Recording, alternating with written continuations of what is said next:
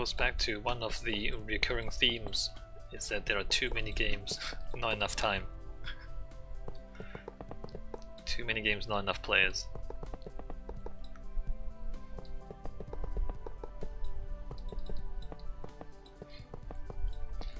And in a way, like, Heroes of the Storm was destined to fail. Because if there's too many games, not enough players, and your niche is the casual niche, you're not gonna retain those players because they're casual players, they're not hardcore players. Like, casual players will more easily just switch to a different game if they get a little bit bored.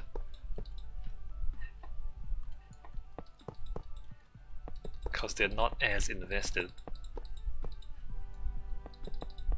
And that includes me, like I'm casual. Like I'm not that invested. We said last week how I don't really play EVE Online even though I like the idea of it.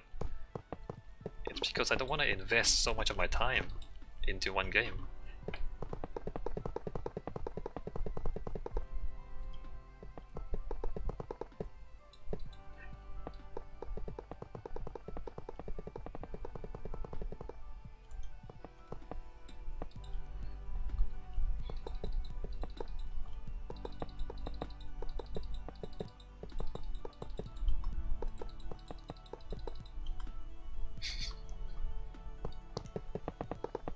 Fox says Heroes of the Storm was in a weird position anyway. It came out only a year or so after the other MOBAs died.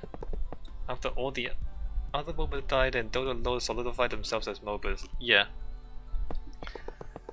But, yeah. You know, I mean, it's Blizzard doing Blizzard. Blizzard used to have this culture of, like, ignoring timetables and just making good games and releasing good games at whatever pace they want to do it at. And I guess they tried to do that with Heroes of the Storm as well, except that they were in competition against other MOBAs. And as you say, Fox, it was at a bad timing.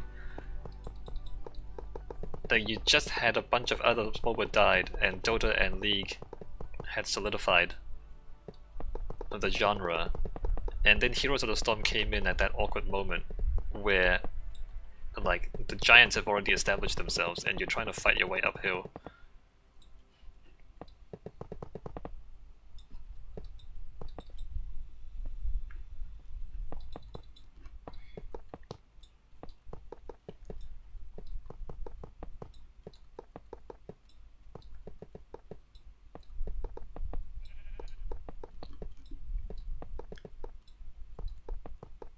Although, you know, having said that, Overwatch did pretty well. I wonder if Overwatch was like deliberate or if they just got lucky with the timing. Because they came out with a really high quality version of the team shooter.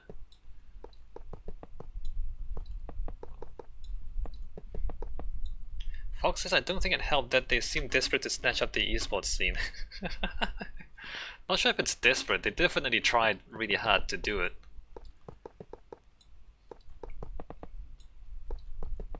I guess they figured that it was part of the... like it was a requirement for the game to succeed, is to build an esports scene. To maintain fan loyalty or something, whatever it is. I mean, to an extent they're right. I mean, look at the League of Legends esports scene and look at the Dota esports scene. It's a big part of the game. So they invested in it. Didn't work though. I mean, other games grew into esports, Blizzard seemed to force it. Well, like you said, they came in late. They kind of had to, like, invest a lot of money to try to kickstart it at that point, because they came in late. I'm not sure they had much of a choice to do otherwise. But yeah, it didn't work out. Didn't work.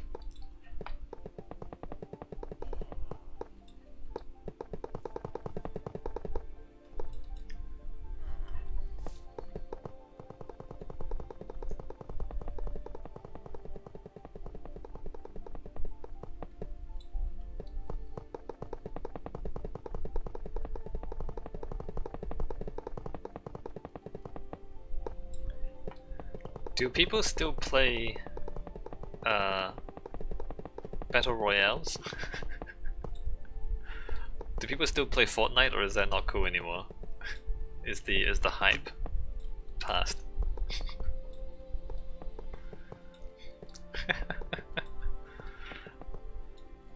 Have we as a society decided that Fortnite is not cool anymore? Fox says Overwatch is a little strange. It was a new type of game, but similar enough to other big games to draw a lot of people from other games. Yeah. Yeah, like it's a team shooter, but it's class-based. It's not entirely new. I mean, Team Fortress was pretty much that, right? It's pretty much Team Fortress. Pretty much Team Fortress, but more waifus. Because Team Fortress is all dudes, right? It's just a big dude fest. Whereas Overwatch has anime waifus.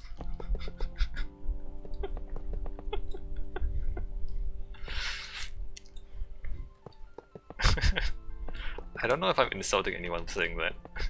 Is there anyone like really into Overwatch here?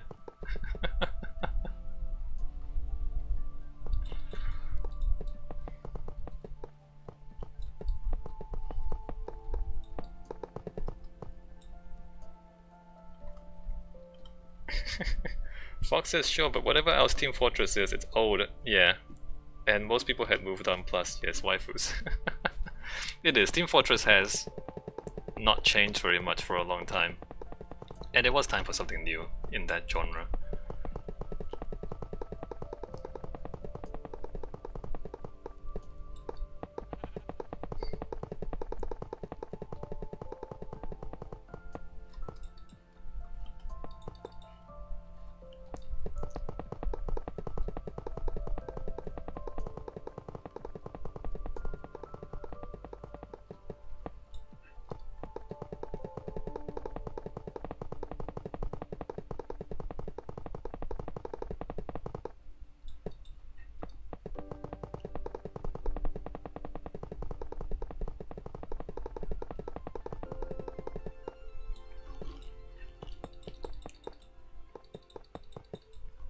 The Battle Royale.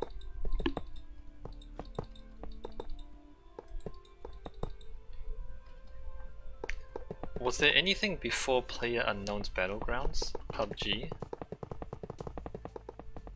I think there was. Don't remember which. It kind of evolved out of DayZ, didn't it? Fox says, regarding Fortnite, I think it's still pretty big, but the huge influx of new battle royales have more or less died. Yeah. Harvard says, what a cheat boss in Hearthstone single player has infinite Galakrond claws. Well, just hit him faster, Harvard. Just kill him before he kills you. But yes, cheating.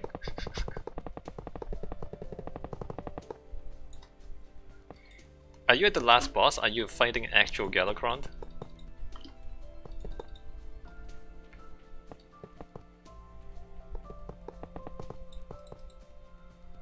One, two, three, 4, 5, 6. You know, those are... that he's literally Galakrond. Of course he has his claws.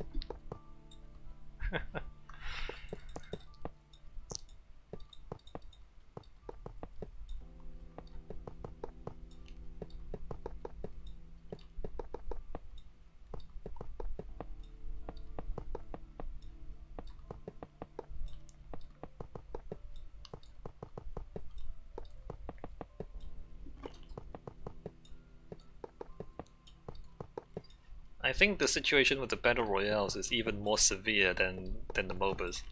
Because a Battle Royale, you have to find 100 people just to start one game. Fox says before PlayerUnknown's, I guess there was the likes of DayZ, yeah, but DayZ was different, it wasn't quite the same thing. PlayerUnknown's kind of took DayZ and like codified it, right? Turned it into a proper game. Yeah, like the Battle Royales, you have to find so many people just to start one game. So if you think it's hard enough for the MOBAs to break into the genre. It's even harder for a battle royale to break into an established genre.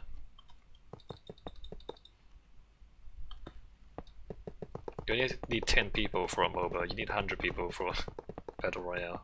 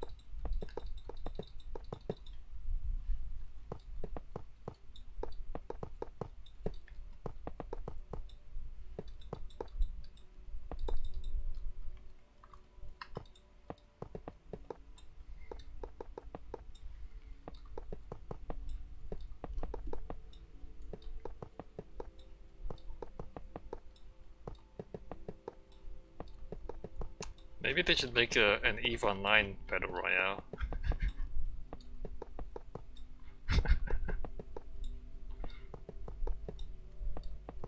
You start with nothing, you have one life, and you blow each other up until one person remains. Fox says, I'm not even sure which ones are still going. New battle royales were coming out every month at one point, yeah. And none seem to really stick other than Fortnite. Yeah, that's right. It's really hard. Like, how on earth did you need a huge player base to get consistent matchmaking. Even with MOBAs, you need a huge player base to get consistent matchmaking. Hell, even Hearthstone. Even Hearthstone, you need a huge player base to get consistent matchmaking.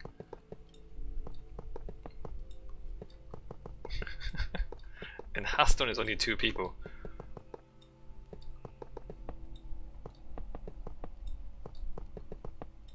Like, if you don't manage to build up the critical mass early on, the game never gets off the ground. Cause like, you imagine the player logs in, queues for a game, waits for like half an hour, there's no game, they just log off, and then that's it. You're done, the game's done, there's no more game.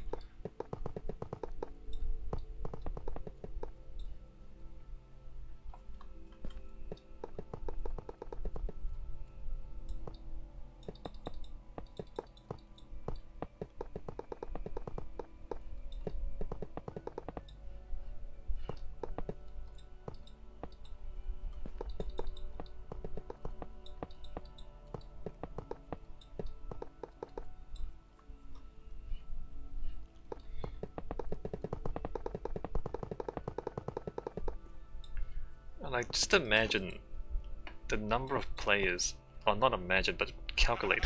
Somebody calculate how many players you need on a regular basis to get into a 100-man game within 10 minutes. Fox says that's definitely a problem with all multiplayer only games. Yeah. And the more players you need per game, the bigger the problem is.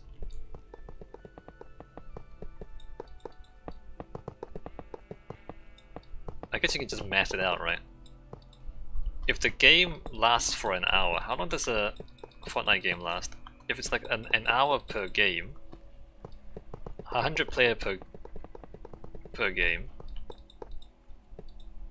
and you want a game every 10 minutes, you need 600 people, right? And that's assuming people like stay online consistently, don't log off halfway. And then you don't get to choose, you don't get to like choose which region you connect into to reduce lag, for example. You don't get to sort by skill level.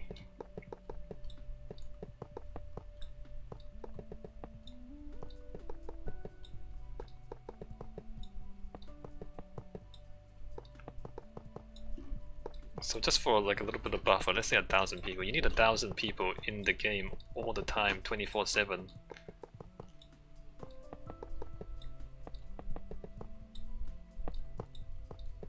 That's already like 1/10 the size of EVE, isn't it? How many people are online on EVE right now? Let me see. There's 20,000 players on EVE right now. And that's like one of the big MMOs. You're already like 1/20th the size of EVE Online, and you want your start out game to be that big.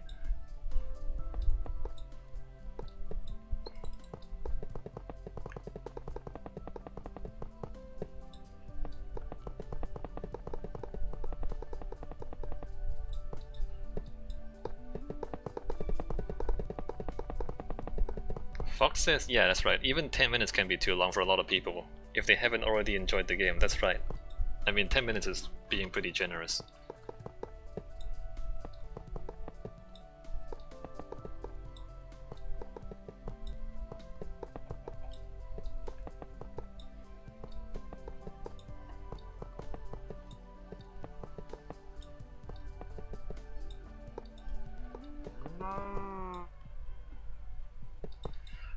Why are there so many animals?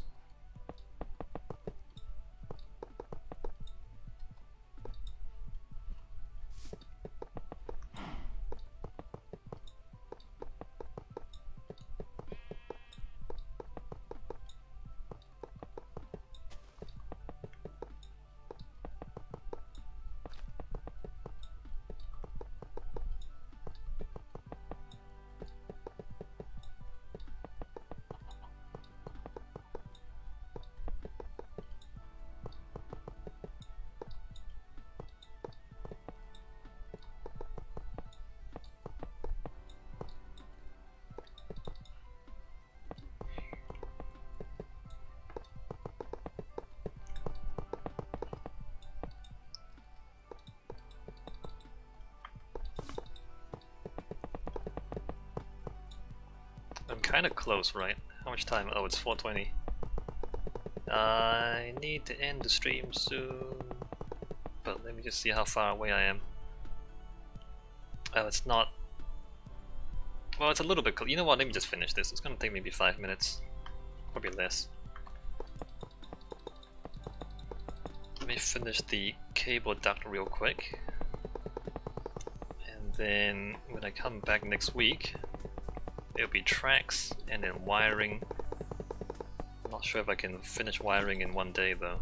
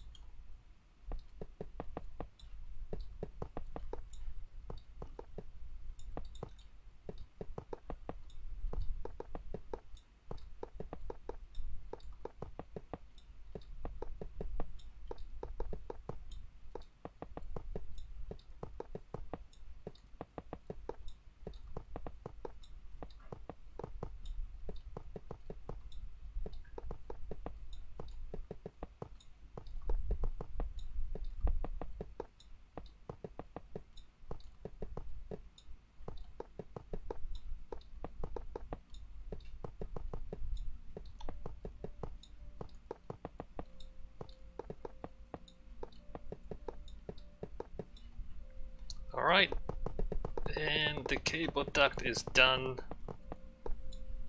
that's the last of the cable ducts for the whole network. If the cow can get out of the way, that'd be great.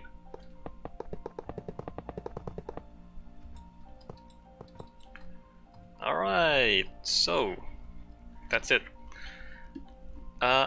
See you in the next video or the next stream, where I will lay the tracks, do the wiring, after which all 25 stations will be joined up. Alright, see you next time.